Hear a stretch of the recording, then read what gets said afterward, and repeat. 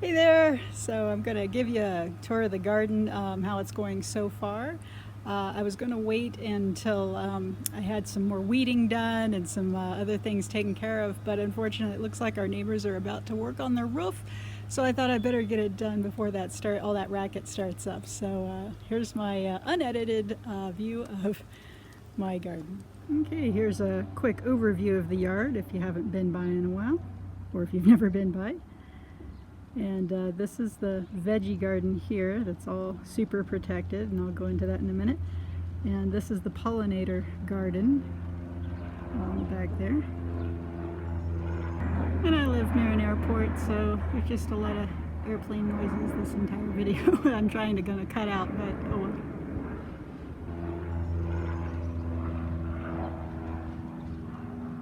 And tomatoes. And the bird station. And here's another view, looking back. Now you can see I put the pinwheels up because look how close the bird station is. And I love my birds, but they love my garden. And so we had to make a compromise. And this actually works pretty well. Yeah, I got these pinwheels online. They're industrial strength, and they can handle winds up to about 30 miles per hour, and then they kind of get knocked over, but they keep the birds from hanging out over my cucumbers and leaving presents that I really don't want on my veggies. And they're very shiny. So yeah, so let's go on into what I call the caterpillar tunnel area. Around here I have all my different peppers. I think I have 7 or 8 different kinds this year. And there's my cucumbers up against the trellis. I've got 2 different earth boxes full of those. And of course all this hardware cloth and chicken wire is over them, not for aesthetics obviously, but to keep the hail from thrashing everything, because it usually does. These 3 slightly sad-looking pepper plants they were put into an Earthbox Junior, which is a smaller size box. Unfortunately, when I first transplanted them, they got fried by the heat. It was just like 90 degrees plus, and so I put some white paper on there, and that seems to help them recover. And then when you look up close at this banana pepper here, I don't know if you can see, but he's got little leaves coming in, so he's going to recover. But lots of grasshoppers though. The birds, they need to do their job better. Okay, so that was that side. Now we're going to look on this side. More peppers, pepper, pepper, pepper. And these I've covered up once again with hail protection. And then behind them, I don't know if you can see, I've got several bins full of potato plants. I've got some russets in the variety called Fortress that was developed up here at CSU in Fort Collins. And I've got some Yukon Gold as well. Once again, protected, because just don't trust them. I have some more potatoes in the back of the yard here, I'll show you later, but those are the ones that I wanted to keep as a backup, basically. Plan B, in case the ones that aren't protected get thrashed. And we've got some herbs. We've got, I don't know if you can see this in the weird shadows, but we've got dill, we've got sage. We're going to be putting in some basil again here and here. Let's see here. And over here, this is once again some frost cloth, but if it looks like it's really going to be bad, I'll cover up everything with that too. And then over here I've got some beets that are going, I just keep taking the leaves off of those and they grow back. Same thing with the lettuce. I just keep cutting it and it keeps coming back. It really likes the shady corner here. And some chives that I've done the same with. Spin, spin, spin. I love my pinwheels. And because I live up here where it's super windy, right near the Wyoming border, you have to take certain steps to protect your stuff from being blown away. I've got these lovely little clips that hold things up to about 20 miles per hour, but after that they start flying off. So then I started investing in some heavier clips like these guys. They hang on really well. And then just to be extra sure, some heavy bricks. And that's kept it on at least 60 mile per hour gusts. But what's underneath, you want to know. So let's take a look. Let's poke under. There we go. A wonderland of greens. We've got dill, we've got kale, we've got broccoli rabe, we've got Brussels sprouts, we've got some more herbs tucked in there. And but yeah, this shade cloth is really awesome. It not only protects from the sun, it also protects from hail and grasshoppers, and the plants just look so happy. They are growing a little bit slower, I think, but I don't have any outside to compare them against. I'm just comparing them to past years, but the heat might have done them in earlier. And but yeah, it's kind of cool. Keeps the butterflies out too, the ones that like to lay eggs on the broccoli. Look at that. And this is yet another view looking down the tunnel. And as you can see in this last section, I've already harvested some greens, and now I've put in some new greens. I think these are just a mix for salads. I've got some more lettuces coming in here, carrots going along there, some more basil popping up through here. I had some field mice come in the other day. I had to humanely trap them and let them loose a few miles from here because they were like, this is perfect. No hawks can see us under this. So you do have to check every day, sometimes several times a day, if you put this much protection over your greens. Oh, and another trick about protecting things that I do, yes, I'm a helicopter gardener, is when I hear that there's a hailstorm on the way or just bad weather, what I do is I'll come over here and I'll grab one of these dollar store laundry baskets, and I'll come up. See if I can show you this and film it at the same time. And I just put it up and over like that. And then if I really need to secure it against the wind, I'll take one of these and just go like that. And voila. And I've got several mints growing in containers here by the house to keep them cool in the shade. We've got a Walker's Low cat mint. We've got, oh, and some random renegade hops. And also these are just regular mint that you can throw into lemonade and other drinks. Okay, and now we're going to go on a tomato tour. I've got about 8 different kinds of tomatoes I've been trying out this year.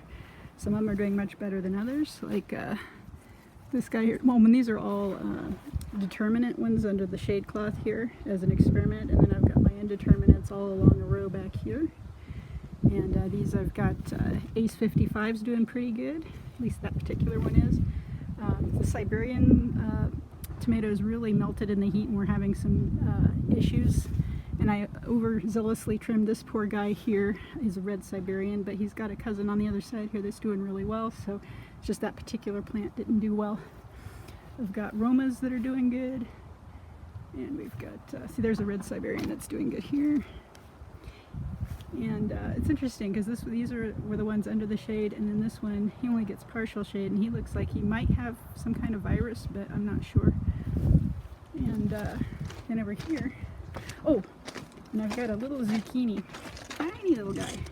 We'll see how he does in the partial shade because I didn't want him to take over the world. But it's a Black Beauty zucchini. We'll see how he goes. And once again, he's got some protection nearby if he needs it. Let's look at these tomatoes next. And my indeterminate tomatoes, I'm using a new trellis system, at least to me, called the Florida Weave, and it seems to be working out pretty well so far. I can add more details if you want to know more about that. And we've got sugar sweeties, which are they're already starting to pop up here. Let's see here if I can see. Yeah, these guys, tiny little ones, very prolific, very sweet. And then we've got my black creme right here and here. And they're a little slow to go. I might add some fertilizer today. But you can see I've also planted along here some borage, along letting the sweet clover grow as well, and that brings the pollinators down from the pollinator section of the garden. So you get more tomatoes. Also, this fence protects them from the wind, which is pretty rough out here. Not much to stop it. Okay, so we're going to go on from the super protected part of the garden to the little bit more wild part. Got these irises that I haven't deadheaded, but they're doing really, really well. Got them from Plant Swap. They smell like grape knee-high. Wonderful flowers, I love them. Got a wild sunflower that I'm allowing to develop, but I'm doing an experiment. I lopped off his head because he's going to do a hydra thing and make lots of little sunflowers, because they'll take over the garden if I don't do that. Got potatoes, flowering potatoes, so many flowering potatoes. And once again, this is the variety called Fortress, doing really, really well here in my clay soil. I've also got a serviceberry bush. Robins love that. Got a ton of heritage raspberries. They died all the way back to the ground this year, but they're recovering nicely. Of course, we've got several hummingbird feeders scattered throughout. We get a lot of broadtails that come through this route on the way up to the mountains.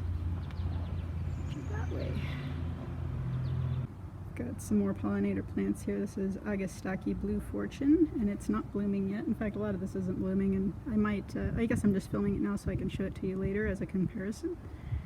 Over here we have bee balm, or monarda, also not blooming yet. Grasshoppers are loving that. Got blue flax, that's died back a bit. We've got peas, believe it or not, in July. Look at all these. These are progress number 9. Sturdy little dwarf variety. Been picking those every day for like the last couple weeks. Butterfly bush, because the butterflies love it. We've got some honeysuckle. I think that's Major Wheeler. The other one's not doing as well. I can't remember the name of it. But I'm growing, once again, more peas right along here.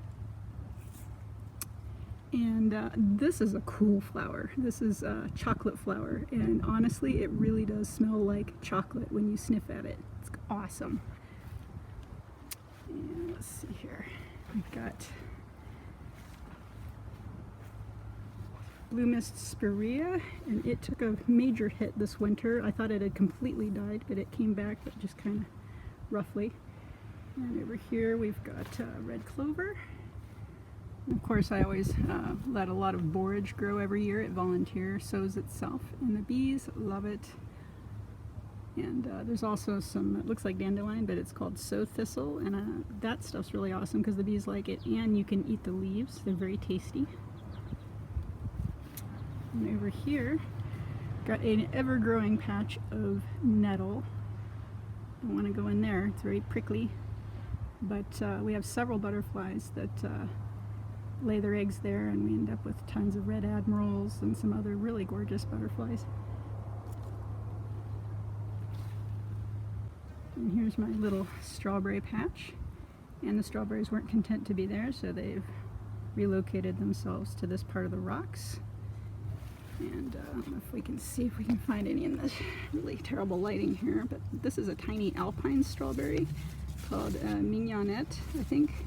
And while the other ones, the heritage, not heritage, Fort Laramie strawberries have already come and gone, these guys, it's been regularly giving me teeny tiny little strawberries, and they're tasty. They taste like candy. They're really yummy. Oh, and coming back, I forgot to show you all the things growing in the rocks in my pollinator part of my garden. I've got, once again, sow thistle.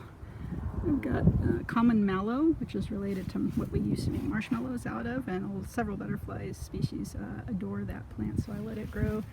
We've got a renegade asparagus. I just haven't had the heart to remove him yet. It'd be hard to get him out of there because he's kind of wedged, but he gives me a few asparagus spears every spring, so I leave him and then whack him back. And thanks to my friends in the Rocky Mountain Gardening Group, I've got all kinds of Sempervivums. This is a cobweb variety. You can see why it's called cobweb. All kinds, different colors, different shapes. I don't know the names of all of them, but they're pretty awesome. Very low maintenance. They love the rocks. I believe this is a sedum called Angelica, which is really cool. It's been seeding itself everywhere. And here's the Angelica when it's flowering. It's so pretty. I had a ton of ice plant blooms just a few weeks ago. They've kind of eased off though during the last heat wave. And I have this lovely purple plant that I can't remember the name of for the life of me, but the house finches adore it, and as you can see they henpeck it to death. But it's a compromise, they can eat that, just don't eat my garden. More hens and chicks, they're taking over. It's so cool how they grow in the rocks. Got some dragon's blood sedum, and it's just starting to bloom a little bit. So yeah, that's just a quick overview of what's going on in the Young's backyard. Thanks for hanging out.